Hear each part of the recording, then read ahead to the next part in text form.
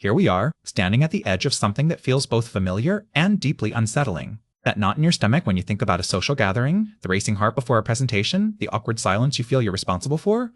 These are the whispers of social anxiety, and if you're here, you know them all too well. For so long, it might have felt like an invisible cage, dictating where you go, who you talk to, and what you dare to express.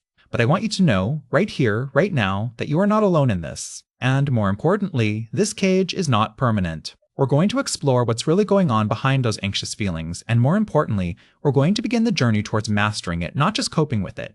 Think about that moment when you walk into a room, and suddenly, every eye feels like it's on you. You scan the faces, searching for, what? Judgment? Disapproval? Or maybe just trying to find a friendly face, a safe harbor. But instead, your mind, that brilliant, overprotective architect of your internal world, starts to build elaborate scenarios. They think I'm awkward. I'm saying the wrong thing. I should just leave. These thoughts, they're like persistent echoes, amplifying every perceived misstep. It's like having a tiny, hypercritical critic living rent-free in your head, and unfortunately, their reviews are always scathing. But what if we could retrain that critic?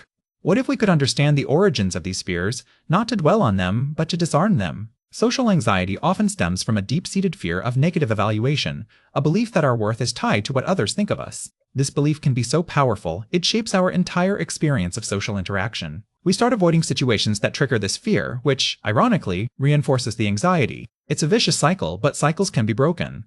The first step is always awareness. Noticing the thoughts without judgment. When that critical voice pipes up, instead of believing it, try to observe it. Say to yourself, there's that thought again. The everyone's judging me thought.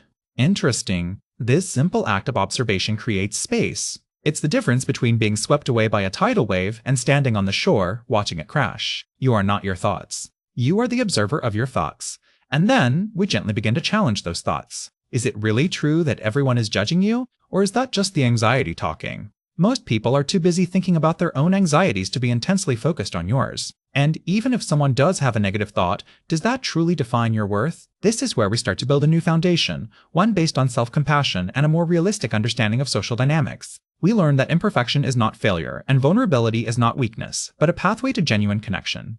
The path to mastery isn't about eradicating anxiety completely, because a little bit of caution is healthy. It's about learning to dance with it, to acknowledge its presence without letting it lead. It's about reclaiming your voice, your presence, and your right to connect with others authentically. We'll explore practical tools, from breathing techniques to reframing negative self-talk, and most importantly, we'll cultivate a sense of inner strength and resilience. You are capable of more than you realize, and this journey is about discovering that within yourself. Let's begin.